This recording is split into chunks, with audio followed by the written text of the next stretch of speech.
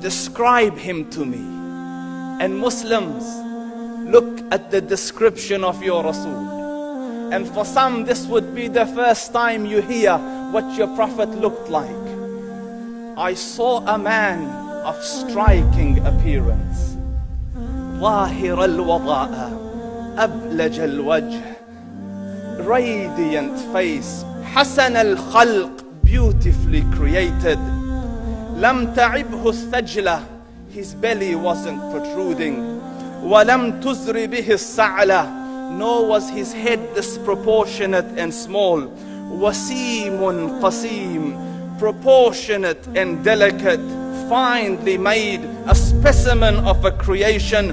في عينيه دعج, in his eyes there was a contrast. The dark was immensely dark, the white was excessively white. وفي أشفاره وطف, and his eyelashes were long. وفي صوته صهل, and in his voice was a natural echo. وفي عنقه سطع, and his neck was elegantly long. وفي لحيته كثاثة, his beard was full and thick. أزج أقرن, his eyebrows were arched, but they were not joined. It was separated. In summit فعليه الوقار, when he was silent, dignity covered him. وإن تكلم سماه وعلاه البهاء, and when he spoke, it was audible and clear, almost commanding and overtaking.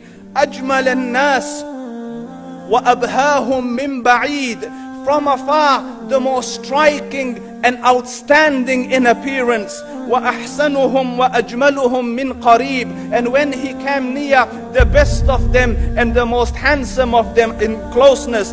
حلو المنطق, such an exalted and sweet level of logic. Like when he used to speak, it was so coherently logical, it was smooth and easy to understand.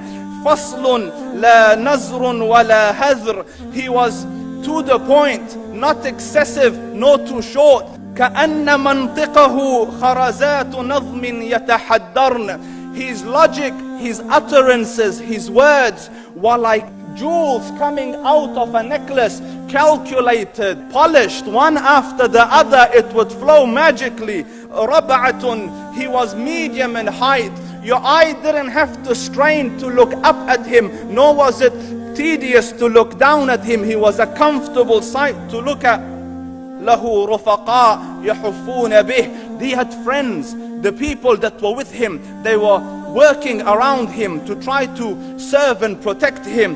إن قال سمعوا لقوله, when he used to say something, they used to hearken to what he used to say. وإن أمر تبادروا إلى أمره, when he commanded, they used to compete to fulfill the command.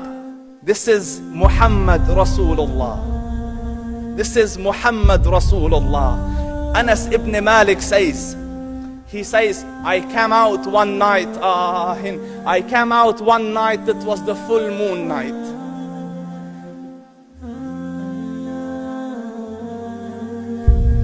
And I looked at the moon, and in the desert, understand, the moon is an awesome sight.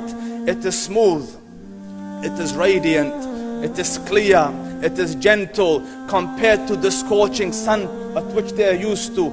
So the moon was the epitome of beauty. So he says, I came out at a full moon night and I looked at the moon and I saw it, beautiful, handsome. So I said, let me go see if the moon is more handsome or my Prophet is more handsome. Let me see if that is more beautiful or the Prophet is more beautiful. So I went and I saw him standing afar. So I looked at his face and I looked at the moon and I looked at his face and I looked at the moon and I looked at his face and I looked at the moon, and he said, Wallahi, he was more handsome than the moon in its entirety. That is just the look of your Rasul. Aisha radiyallahu anha says, I was sewing with the needle. My needle dropped in the dark. I couldn't find it. I said, Ya Rasul, I can't find it. He moved his face close, and I swear, out of the radiance of his face, I found my needle. And the Prophet sallallahu alaihi wasallam was mind-bogglingly handsome, but his handsomeness was covered with waqar and jalal and hayba.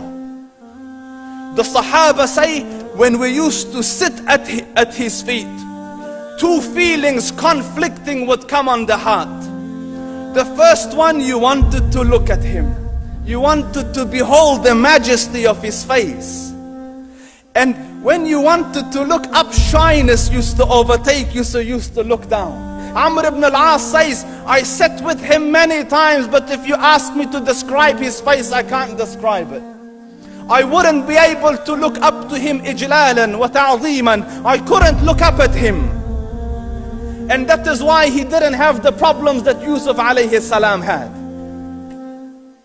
Because it was difficult to penetrate the awe and the splendor of the Rasul.